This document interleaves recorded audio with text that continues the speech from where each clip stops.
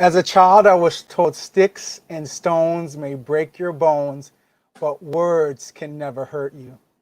This saying was put to the test on a warm summer night during 1990 something, as I tried to separate an argument between my cousin and her boyfriend that spilled from her apartment into the field across the street from her building.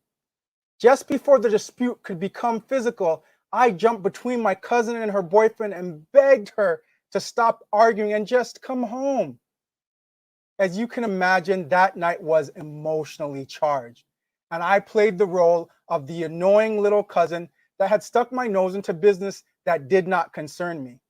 With her voice fueled with rage and frustration, my cousin asked, "Brian, why are you even here?" I said, "Because I love you and I don't want to see you get hurt." My cousin yelled, "Brian, I don't effing love you. Just go home." Her words hit me like a sucker punch in the nose. Tears immediately flooded my eyes and I walked away brokenhearted. In that moment, my young mind concluded if my cousin didn't love me, especially after I tried to protect her from physical harm, how could I find the courage to love myself? In the years following, my cousin's words became deeply buried within my heart, creating a chasm of emotional pain that caused me to become disconnected from my family and friends. Although I diligently guarded my heart from incurring further emotional pain, I was still allowing the approval and disapproval I received from my relationships to determine my self-worth. You see, my personal value was being shaped by voices I had no control over. So the words spoken on that warm summer night revealed a painful truth. I was suffering from a self-love deficit. Sticks and stones, they say. I needed to learn how to love myself. So I adopted the mantra, faith it until you make it, which helped me to transform the narrative of my inner voice. I rejected the lies I believed about myself, and I made sure to never again internalize the bad behavior or negative projections by those I was in relational connected to affect my personal value. Most importantly, I steeped my mindset in this powerful universal truth that we all share. All humans are endowed with an inherent value that radiates from the moment of our birth until we breathe our last breath. As I work to apply this universal truth and establish a powerful positive self-image, I realized that healing and forgiveness go together like peanut butter and jelly.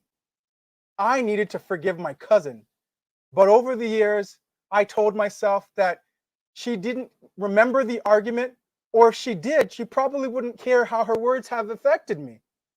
Finally, I concluded, regardless of whether my cousin remembered speaking those painful filled words that caused my emotional affliction, I needed to move beyond the brokenness that was impacting my ability to heal.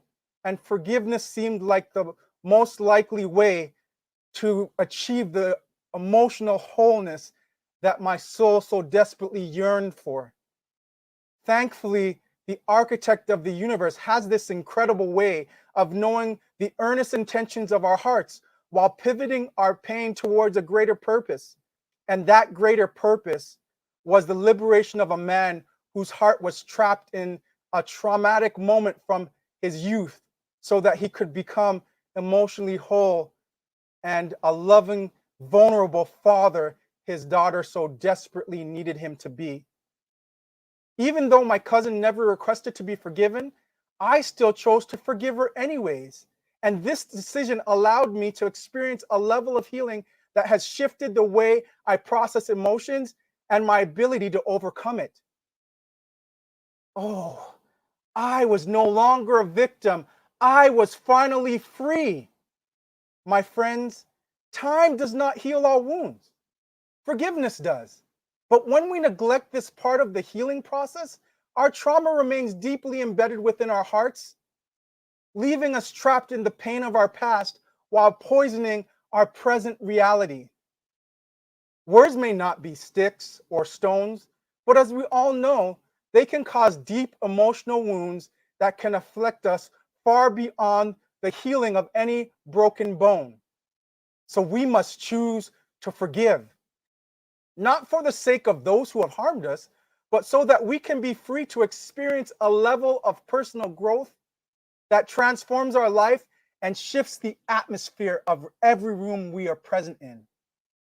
Sticks and stones, they say, but faith, forgiveness, emotional wholeness, and abundant love, I say.